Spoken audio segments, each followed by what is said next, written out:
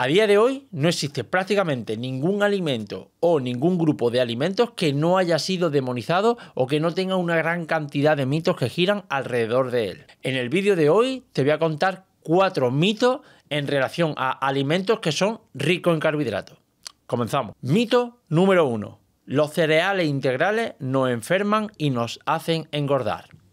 Si nosotros atendemos a la evidencia científica y vemos todos los estudios publicados en relación a la ingesta de cereales integrales y resultados en la salud, siempre en estudios en humanos, y cuando hablo de salud me refiero a mejoras de el peso corporal, de la glucosa, de la insulina, inflamación, del estrés oxidativo, microbiota, de riesgo de cáncer, de enfermedad cardiovascular, diabetes tipo 2, obesidad, etc. Es decir, un amplio componente. Es decir, una amplia gama de resultados en salud. Observamos que los cereales integrales nos ayudan a prevenir o a revertir todas estas condiciones y todas estas patologías asociadas al ser humano. De hecho, aquí os muestro una gran cantidad de estudios que concluyen que la ingesta de cereales integrales previene y reduce todas estas patologías. Es más, algunos estudios, como por ejemplo este, nos muestra claramente que a mayor es la ingesta de cereales integrales, se produce, por ejemplo, arriba a la izquierda vemos una reducción del riesgo de infarto, se produce reducción del riesgo de cáncer, reducción de la mortalidad por todas las causas, reducción de la mortalidad por enfermedades respiratorias, por enfermedades infecciosas, por enfermedades no cardiovasculares, etcétera, etcétera. Por lo tanto, si atendemos a todos los estudios que hemos mostrado antes y también, como vemos, este estudio, podemos concluir que a mayor ingesta de cereales integrales, pues tenemos mejores resultados para la salud. ¿A qué se debe que los cereales integrales puedan mejorar nuestro estado de salud? Bueno, tenemos que saber que todos los cereales integrales que existen, aquí os pongo varios de ellos, pues tienen una gran cantidad de compuestos bioactivos, de polifenoles, de una alta cantidad de fibra, etcétera, que van a hacer que mejoren algunos resultados en la salud por su efecto antioxidante, por su efecto antiinflamatorio, por su efecto en la mejora del control de la glucosa, su alta cantidad en fibra también nos ayuda a mejorar el tránsito intestinal, a mejorar la microbiota, etcétera, etcétera. Ahí os dejo, como digo, en una revisión donde ponen una gran cantidad de compuestos bioactivos que tienen cada uno de los cereales integrales que son más consumidos. Ahora vamos a buscar si hay algunos estudios que nos digan que el consumo de cereales integrales pueda perjudicar o empeorar algún marcador de salud o algún componente en nuestro organismo. Yo, sinceramente, no he encontrado ningún estudio en el que se diga que una mayor ingesta o una ingesta de cereales integrales perjudique ningún resultado para la salud o perjudique el peso corporal. De hecho, la mayoría de influencers o de gente que habla sobre los posibles peligros de los cereales integrales realmente no se basan en estudios en los que haya una asociación entre ingesta de cereales integrales y un empeoramiento de la salud, sino que básicamente se basan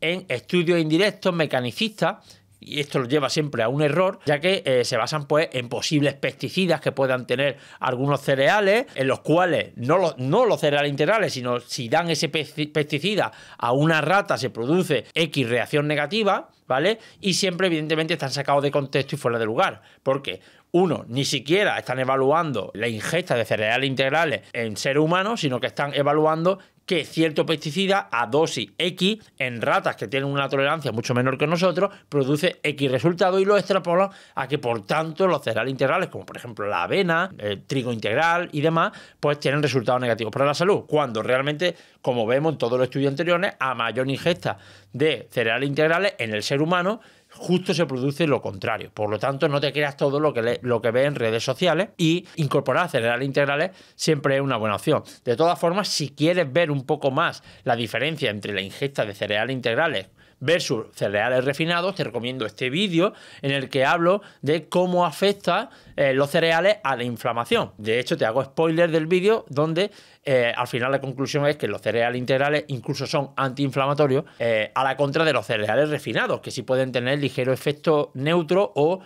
proinflamatorio, dependiendo también del alimento en el que se encuentre. Mito número 2. Aunque esto parecía que lo habíamos superado hace años, que la fruta era un alimento que prácticamente era intocable, ¿no? De que todo el mundo sabe que es beneficioso para la salud, últimamente surgen corrientes en los cuales pues también se critica a la fruta y se le acusa de hacernos enfermar y de hacernos engordar, ¿no? Haciendo de nuevo una búsqueda en la bibliografía científica sobre los mismos resultados para la salud que hemos visto antes en los cereales integrales, vemos exactamente lo mismo. Todos los estudios realmente concluyen que a mayor ingesta de frutas, pues se produce una mejora en la salud. Sí que es cierto que debido a la composición de la fruta, que evidentemente está compuesta de agua, de glucosa, fructosa y muchos compuestos bioactivos, sí que es verdad que en ciertos contextos donde a lo mejor pues, sean personas sedentarias, que no hacen nada de ejercicio, que llevan un mal estilo de vida, un exceso de fruta excesivamente alto, pues sí que a lo mejor podría ser que en algunos contextos no sea lo más ideal. Aún así, para tener problemas de salud que vengan directamente relacionados con una alta ingesta de fruta, eso es bastante raro de que ocurra, ¿vale? Aquí, por ejemplo, vemos en este estudio, al igual que hemos hecho con los cereales integrales, vemos que a mayor ingesta de fruta, ¿vale?, los resultados para la salud son mejores, es decir, mejora la mortalidad por todas las causas, cáncer, enfermedad cardiovascular, enfermedades respiratorias, de neurodegenerativas, etcétera, etcétera. Pero sí que a veces vemos una especie de tendencia a recuperar un poco, o sea, la curva que se vuelva a elevar. Eso nos dice que si hay un exceso en la ingesta de fruta, parte de esos beneficios pueden que ya no sean tantos. Es decir, no es tanto que sea como un empeoramiento de esos resultados para la salud, pero sí que, oye, pues deja de ser tan positivo, ¿no? Entonces, claro, no conozco a nadie que se coma 10 piezas de fruta al día en un contexto sedentario, además, ¿no? Entonces, ¿cuál sería la conclusión aquí? Que sí, por supuesto que la fruta es saludable, pero, oye, comerte 10 plátanos al día, si además eres una persona sedentaria, pues simplemente por el exceso calórico, el exceso de azúcares que lleva la fruta, pues no sería la mejor opción. Aquí además vemos, porque siempre se asocia la fruta como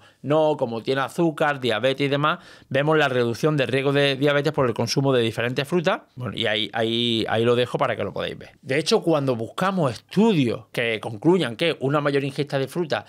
se correlaciona con un empeoramiento de la salud, yo no he encontrado ninguno. Es decir, no hay ningún estudio publicado en el cual una mayor ingesta de fruta se asocie a un empeoramiento de la salud. Una vez más, los estudios de donde sacan que la fruta es mala para la salud, ¿vale?, no se basan en la ingesta de fruta, se basan en la ingesta de algunos de sus componentes de manera aislada, como por ejemplo la fructosa. Sacan estudios donde una alta ingesta de fructosa se asocia a mayor riesgo de enfermedad metabólica o de obesidad, pero esto realmente no se debe a la ingesta de fruta en sí, sino a una sobreingesta de fructosa que viene predominantemente de productos ultraprocesados, los cuales llevan añadido jarabe de maíz alto en fructosa, como por ejemplo refrescos y otros ultraprocesados que llevan este componente derivado de la fructosa para mejorar la hiperpalatabilidad de este producto. Por lo tanto, una vez más, son estudios mecanicistas que no se basan en la ingesta de fruta. Mito número 3. Las legumbres nos hacen enfermar y nos hacen engordar. Una vez más, y ahora voy más rápido, cuando analizamos la evidencia científica vemos que las legumbres mejoran todos estos resultados en la salud, y cuando buscamos estudios cuyas conclusiones sean negativas, es decir, que el consumo de legumbres empeore la salud, vemos al igual que no existe ninguno. Una vez más, las personas que dicen que las legumbres empeoran la salud se basan en estudios mecanicistas, en este caso se basan en estudios de antinutrientes. Las legumbres pueden presentar algunos compuestos conocidos como antinutrientes, como por ejemplo la lectina, y esto se puede asociar a un empeoramiento de la salud, pero realmente no se basan en estudios donde se haya dado legumbres a personas, sino que cogen esos antinutrientes en cantidades altísimas y ven qué ocurre cuando se le dan a células o se le dan a ratones. ¿Qué pasa? Que esto no se puede extrapolar al consumo de legumbres en sí, aunque tengan pequeñas cantidades de antinutrientes, y mucho menos a humanos. De hecho, estos antinutrientes no tienen ningún efecto perjudicial, y así lo muestra la evidencia científica en humanos, porque entre otras cosas, cuando nosotros cocinamos las legumbres, y no conozco a nadie que sea capaz de comerse una lenteja o una haba, una habichuela a seca, porque está durísima, al cocinarlas pues ya se pierde la gran mayoría de esos antinutrientes, que además lo poco que pueda quedar son restos compuestos insignificantes que, como digo, no tienen ningún impacto negativo en la salud del ser humano, y atendiendo a que una mayor ingesta de legumbres, como hemos visto en los estudios anteriores, se asocia a mejores resultados en la salud, no hay ningún inconveniente, ni ningún asterisco, ni ningún asterisco que nos diga que consumir legumbres pues no sea positivo. Mito número 4, pues que las patatas o papas, en función del país de donde seáis, y el boniato o patata dulce, también en función del país de donde seáis, no enferman y no hacen engordar. Una vez más, aludiendo a todos los estudios que hay, tanto la papa, la patata, como la patata dulce o el boniato, también se conoce como batata, se asocian a mejores resultados en la salud, ¿no? De hecho, aquí en este estudio, en el que se compara la patata también con legumbres, en diferentes marcadores como la glucosa, la insulina, la sensibilidad a la insulina o el peso corporal, pues se vio que tanto la patata como las legumbres ayudaban a todos estos marcadores. Incluso el boniato, que es un poco más dulce y que tiene un poco más de carbohidratos por cada 100 gramos, que siempre se asocia a empeoramiento de la salud, también produce mejora, como hemos visto en los estudios anteriores. Y aquí os pongo una gráfica cómo podría actuar a nivel mecanicista algunos de los compuestos de las patatas para reducir la inflamación, reducir el estrés oxidativo, mejorar la resistencia a la insulina y mejorar, por ejemplo, el colesterol. De hecho, cuando vamos a estudios en los cuales consumir patata o boniato se asocia a un empeoramiento en marcadores de salud en humanos, tampoco he encontrado ninguno. Sí que hay algunos estudios en los que se ve que el efecto es neutro, ¿vale? Es decir, que no produce ni mejora, ni empeoramiento, pero la gran mayoría sí que concluye que hay mejora. De hecho, en los estudios donde hay algunos estudios donde se ve que hay un posible empeoramiento, pero ahí no diferencia entre el método de cocinado, es decir, que introduce, por ejemplo, patatas fritas, y sabemos que las patatas fritas de bolsa o las patatas fritas, aunque sean caseras, al ser fritas y